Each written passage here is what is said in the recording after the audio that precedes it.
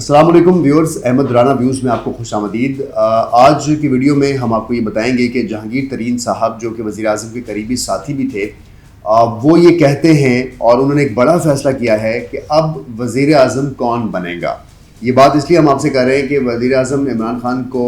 वज़ीर आज़म बनने में जहांगीर तरीन साहब ने यह हमेशा क्लेम किया है कि उनकी सपोर्ट अगर वज़ीर आज़म इमरान खान साहब के साथ ना होती तो वो शायद वज़ीर आज़म ना बनते। ये क्लेम बहरहाल जहांगीर तरीन साहब का है। और जहांगीर तरीन साहब ने एक क्लेम और भी किया था, उन्होंने कहा कि साबिक वज़ीर आज़म नवाज़ शरीफ को नाअहल करवाने में सिर्फ उनका हाथ है, यानी उन्होंने जो एफ़र्ट की है मुस्लिम लीग नून को तोड़ने में वो उसका क्रेडिट खुद लेते हैं। अब उनके जहाज़ की जो आनियाँ जानियाँ हैं और जो ATM के हवाले से बयानात हैं ये किसी से ढके छुपे नहीं हैं। और सब ने देखा कि वज़ीर आज़म इमरान खान ने जो अपनी कैंपेन 2018 के जनरल इलेक्शन में की थी वो जहांगीर तरीन के साथ की थी। जहांगीर तरीन ये बात क्यों कर रहे हैं कि अगला वज़ीर आज़म वो डिसाइड करेंगे कि कौन होगा।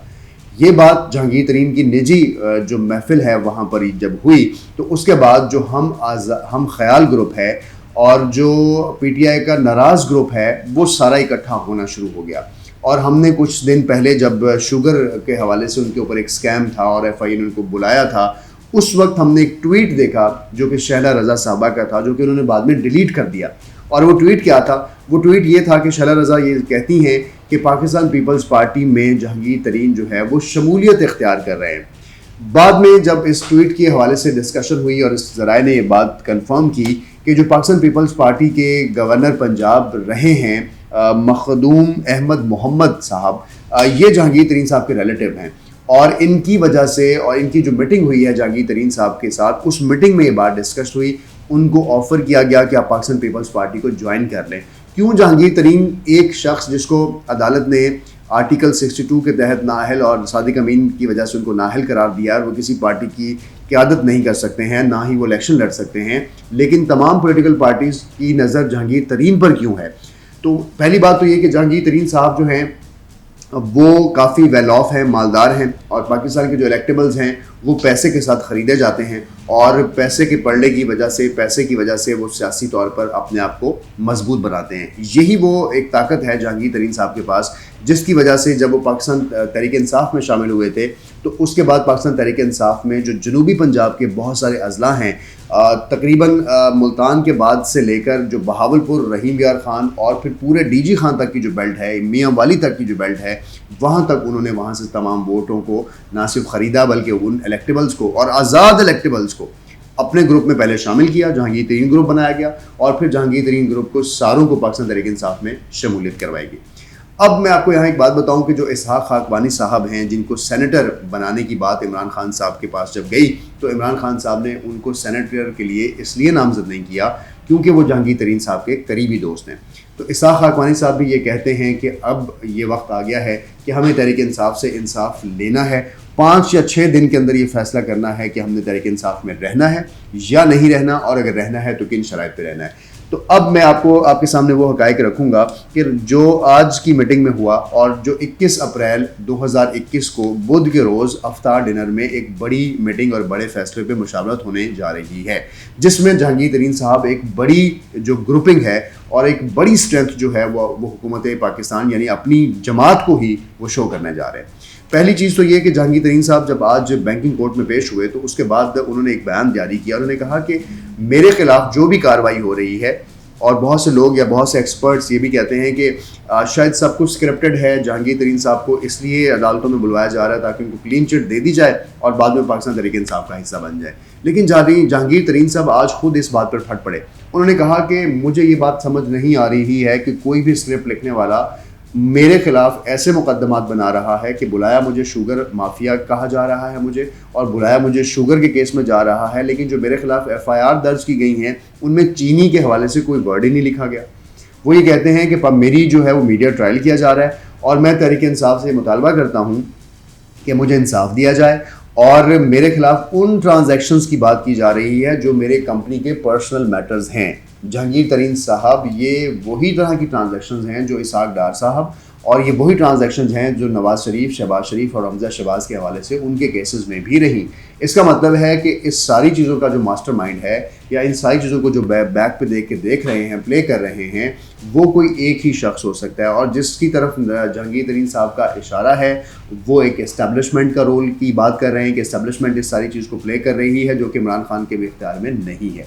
اب آتے ہیں اس طرف کہ جہانگیر ترین صاحب نے جب یہ بات کہی اور جب ان کے خلاف ایف آئی اے نے ان کو بلایا تو اس وقت بھی جہانگیر ترین صاحب کے ساتھ ایف آئی اے میں جب پیشی ہوئی تو بہت سارے M N As, M P As, صوبائی وزراء جو ہیں وہ پیش ہوئے، اور انہوں نے یہ میسج دیا کہ ہم جہانگیر ترین کی وجہ سے ہی اس پاکستان تحریک انصاف کے ساتھ ہیں۔ لیکن جہانگیر ترین صاحب نے اس وقت بڑا اچھا بیان دیا تھا، انہوں نے کہا تھا کہ پاکستان تحریک انصاف کا میں حصہ ہوں، میں نے اس کی ہمیشہ سے اس کے لیے کام کیا ہے، اور ایک بڑا انٹرسٹنگ بیان انہوں نے دیا تھا کہ اگر میں پاکستان تحریک انصاف کو چھوڑ دوں گا تو پھر میں کہاں جاؤں گا۔ آج انہوں نے اس کا جواب بھی دے دیا ہے، اور بہت سارے اراکین جو ان کے ساتھ اکٹھے تھے انہوں نے یہ کہہ دیا کہ اگر ہم پاکستان تحریک انصاف چھوڑیں گے تو ہم کہاں جائیں گے۔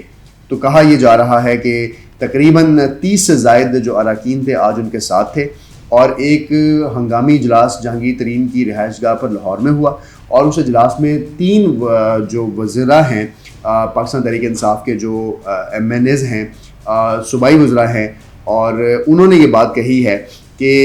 ہم آپ کو اپنے استعفے پیش کرتے ہیں، ہمارے بہاف پہ آپ پاکستان تحریک انصاف کو ہمارے استعفے دے دیں، ہمیں اس پارٹی کی ضرورت نہیں ہے۔ اب اس کے بعد جب 3 لوگوں کے استعفوں کی بات آئی تو جہانگیر ترین صاحب نے ان کو کام ڈاؤن ہونے کا کہا، اور وہاں پہ کچھ اور جو ایم این ایز اور ایم پی ایز بیٹھے تھے انہوں نے بھی کہا کہ استعفے اس چیز کا حل نہیں ہے، آپ پہلے ایکسٹریم سٹیپ نہ لیں، پہلے آپ حکومت پاکستان کو اور وزیر اعظم عمران خان کو اور پارٹی کے جو چیئرمین ہیں پاکستان تحریک انصاف کے عمران خان، 3 ان کو جگہ پہ ان کو لیٹر لکھیں اور ان سے اپنی بات کی سنوائی کی بات کریں۔ اگر ہماری بات نہیں سنی جاتی تو پھر ہم یہ فیصلہ کریں گے کہ ہم نے کس کے ساتھ جانا ہے۔ وہاں پر بیٹھے کچھ اراکین نے یہ بھی کہا کہ ہم صرف 30 سے جو زائد لوگ ہیں، وہاں پہ قریباً 32 لوگ ہیں، اس کے علاوہ انہوں نے کہا کہ ہمارے ساتھ کچھ اور لوگ بھی ہیں، کچھ اور علاقوں کے M P As, M N As بھی ہیں، کچھ اور مشیران بھی ہیں، اور کچھ اور پی ٹی آئی کے ایسے ورکرز ہیں جو پی ٹی آئی سے نالاں ہیں، اور ہماری اس ڈسیبلٹی کی وجہ سے ہم پرفارم نہیں کر پا رہے۔ تو انہوں نے کہا کہ ہمارے پاس 40 سے زیادہ کی اسٹرینتھ ہے، اور 50 لوگوں کو انہوں نے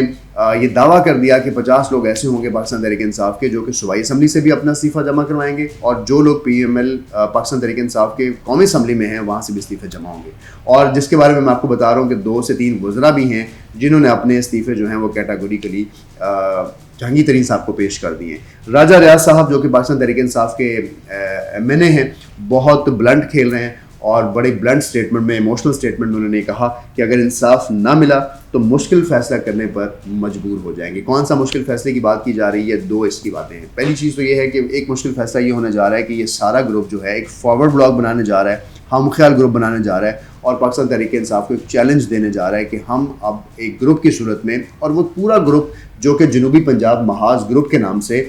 شامل ہوا تھا پاکستان تحریک انصاف میں، وہ سارا گروپ بھی ان کے ساتھ شامل ہو جائے گا۔ تو کہا یہ جا رہا ہے کہ عمران خان کی جو حکومت ہے وفاق میں، اور جو صوبائی حکومت ہے بزدار صاحب کی، ان کے لیے بھی شاید ایک خطرے کی گھنٹی بج جائے گی، اور شاید کسی بھی طرح جو ووٹ آف نو کانفیڈنس کی موو ہے وہ ڈسٹرب ہوتی نظر آ رہی ہے۔ دوسری جو صورتحال اس کے بعد پیش ہو رہی ہے وہ یہ ہو رہی ہے کہ اب جہانگیر ترین صاحب کو یوں دیکھا جا رہا ہے کہ ایک سونے کی چڑیا جو ہے وہ ڈسٹرب ہو چکی ہے۔ اگر پاکستان مسلم لیگ نواز یا پاکستان پیپلز پارٹی کے ساتھ یہ شمولیت اختیار کرتے ہیں تو جس پارٹی کی یہ ساتھ یہ شمولیت اختیار کریں گے اس کا پلڑا بھاری ہو جائے گا۔ ہو سکتا ہے کہ پاکستان تحریک انصاف میں ہی رہے لیکن سپورٹ کسی اور پارٹی کو کرے، جیسے انہوں نے سینٹ الیکشن کے اوپر ان پر الزام ہے کہ انہوں نے حفیظ شیخ کا جو ساتھ دیا، اور جو پاکستان تحریک انصاف کے جو باقی سینیٹرز ہیں اس سینٹر بنانے کے حوالے سے جو پیش رفت تھی اس میں جہانگیر ترین صاحب نے ویسے کھل کے نہیں کھیلا ہے جیسے وہ سینٹ الیکشن 2018 میں انہوں نے پاکستان تحریک انصاف کا ساتھ دیا تھا۔ تو اب اس اپرچونٹی کو حوالے سے اس وقت پاکستان تحریک انصاف کے جو لیڈران ہیں وہ خاصے پریشان بھی نظر آتے ہیں، اور عمران خان صاحب اس حوالے سے آج کوئی یا کل کوئی اس پہ بڑی فیصلہ ہونے جا رہا ہے، لیکن جو شاہ محمود قریشی صاحب ہیں وہ اس پہ خاصے خوش ہیں، کیونکہ شاہ محمود قریشی صاحب ایک علیحدہ گروپ ہے پاکستان تحریک انصاف میں، اور جہانگیر ترین ایک علیحدہ گروپ ہے۔ تو اب وہ گروپ جو ہمیشہ سے پاکستان تحریک انصاف کے اندر ڈفرینس کریٹ کرتا رہتا تھا، اب اس گروپ میں سے ایک گروپ جو ہے وہ ناراض ہو چکا ہے، اور اس قدر ناراض ہو چکا ہے کہ وزیر اعظم عمران خان کو